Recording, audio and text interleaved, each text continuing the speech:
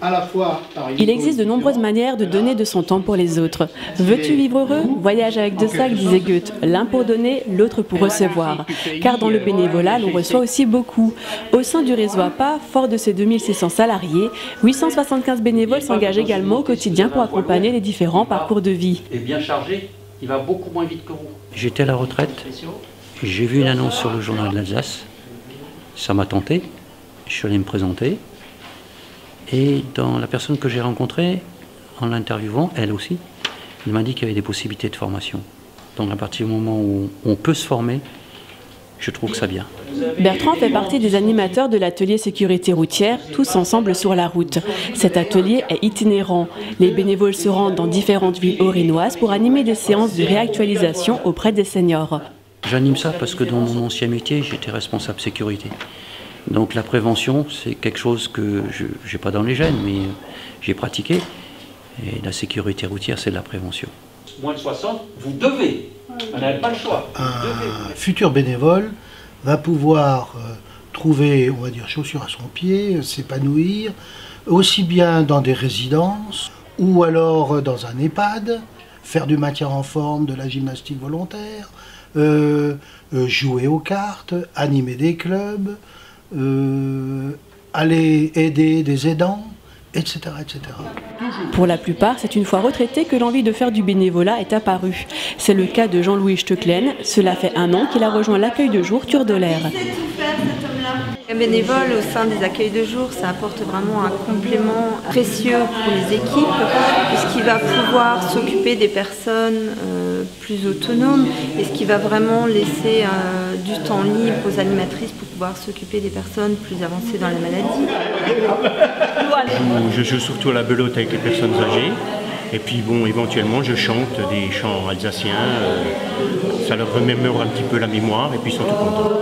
De les voir rayonner, ça me fait plaisir et puis je suis bien content.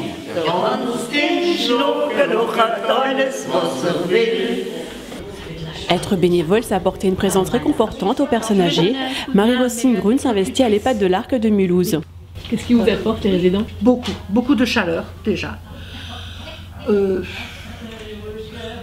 Une certaine satisfaction d'être utile, d'avoir au moins l'impression de servir à quelque chose. Depuis 2011, Georges Compan tisse du lien social. Il est visiteur à domicile et écrivain du lien. Aujourd'hui, il se rend chez Jean-Pierre qui l'a sollicité pour trier ses papiers. Moi, j'ai fait appel à Georges parce que j'ai un point faible, c'est l'administratif. Donc, il est venu plusieurs fois 1 heure.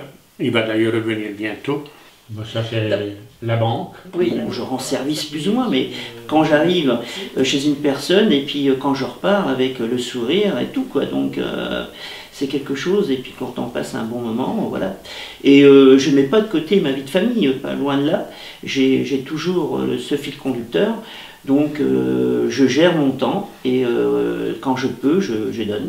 Pour pouvoir le consulter tous les jours sans retaper tout le temps. Donner de son temps aux autres, c'est le choix qu'ont fait Jean-Marie Severin et Jean Bertillon. Ils animent tous deux le club d'initiation à l'informatique. Il faut toujours transmettre le savoir aux autres, mais ce qui m'intéressait, moi, c'était de former donc des vrais débutants.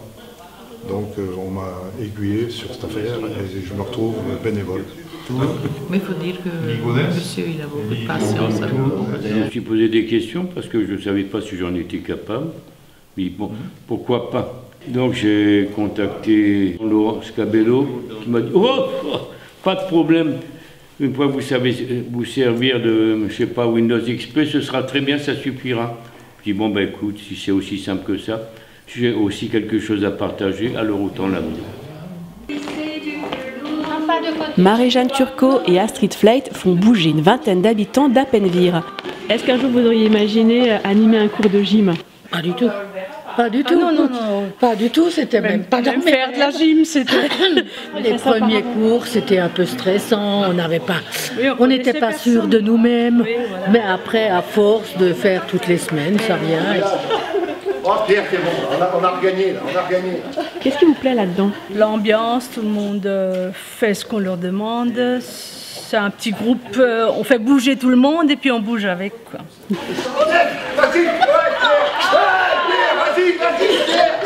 La particularité au réseau APA, c'est que compte tenu de la multiplicité des activités, on est très ouvert à l'innovation. Et donc un bénévole qui veut créer de facto ex nihilo une animation, il a cette possibilité. Ne regarde pas dans les yeux comme ça. Avec un objectif 2018 axé sur le recrutement, le bénévolat au réseau APA promet de se développer encore.